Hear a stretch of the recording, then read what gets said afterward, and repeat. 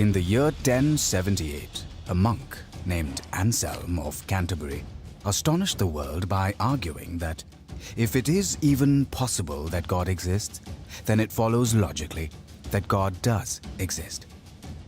Anselm's argument came to be called the ontological argument, and it has sharply divided philosophers ever since. The 19th century German philosopher Artur Shopenhauer called it a charming joke, but many prominent 20th century philosophers such as Çarls Hartshorn, Norman Malcolm, and Alvin Plantinga think that it's sound. Here it is. God can be defined as a maximally great being. If something were greater than God, then that being would be God.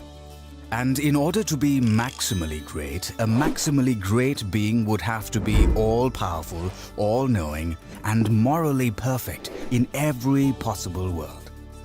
Possible worlds are simply ways the world could have been. To say that something exists in a possible world is just to say that if the world were that way, then the thing would have existed. For example, even though unicorns don't exist in the actual world, it seems at least possible that they could have. So we can say that unicorns exist in some possible world. On the other hand, a married bachelor does not exist in any possible world because the idea of a married bachelor is logically incoherent. It could not possibly exist.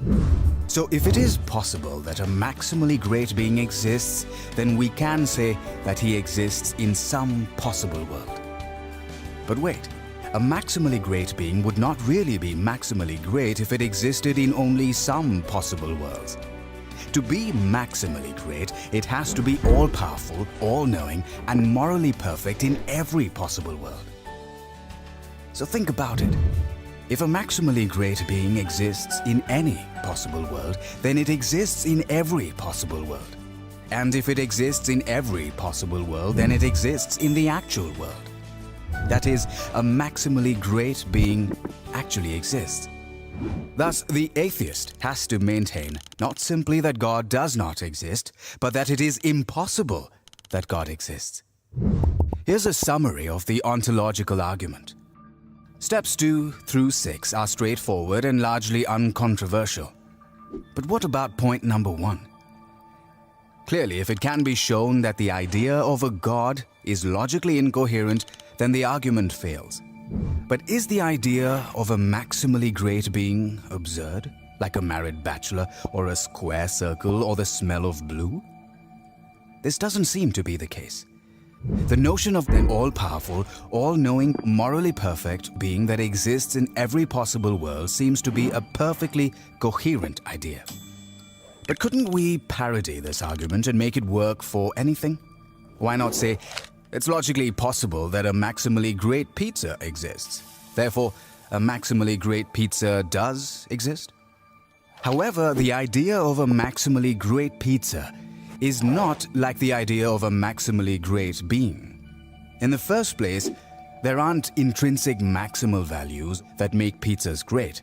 There could always be one more pepperoni to increase its greatness. It's not even obvious what properties make a pizza great. Thin crust or thick crust, extra cheese, anchovies? It's relative to the taste of the consumer. In the second place, a maximally great pizza would have to exist in every logical possible world.